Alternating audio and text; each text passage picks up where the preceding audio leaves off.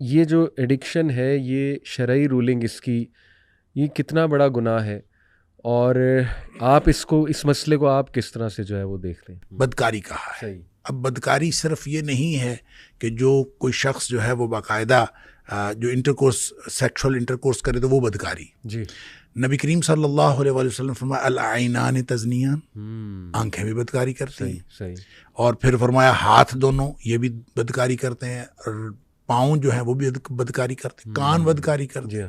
اور بعض احادیث میں آیا کہ جو آنکھوں کی بے حیائی جو ہے، آنکھوں کا زنا جو ہے النظر، وہ دیکھنا ہے. اسی طرح جو کانوں کا زنا ہے وہ استماع ہے. تو اس کا مطلب ہے اگر بیہودہ بات آپ سن رہے ہیں، کوئی فحش بات سن رہے ہیں، تو وہ بھی بدکاری کے زمرے میں آتا ہے.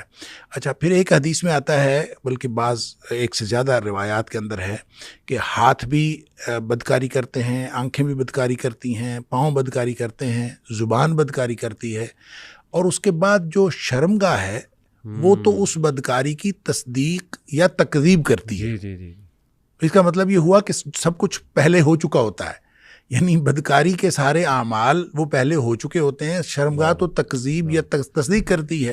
تو گویا شرمگاہ کے اوپر جو فائنل، وہ تو ایک فائنل ایک آخری سٹیج ہے، اس سے پہلے گویا زنا کی ساری منزلیں طے ہو چکی ہوتی ہیں. اس کا مطلب یہ ہوا کہ جتنا آپ جس کو ڈیوینٹ بیہیویئر کہتے ہیں، یا جو بھی آپ اس کو نام دیں، جو ہمارے مردوں کے اندر ہو یا خواتین کے اندر ہو، یہ جتنے بھی بیہیویئرز انفرادی طور پر ڈیولپ ہو گئے ہیں، ان کے پیچھے یہ ایک بہت بڑی وجہ ہے کہ یہ اس راستے کو کسی نہ کسی طور دانستہ یا نادانستہ اختیار کیا گیا ہے.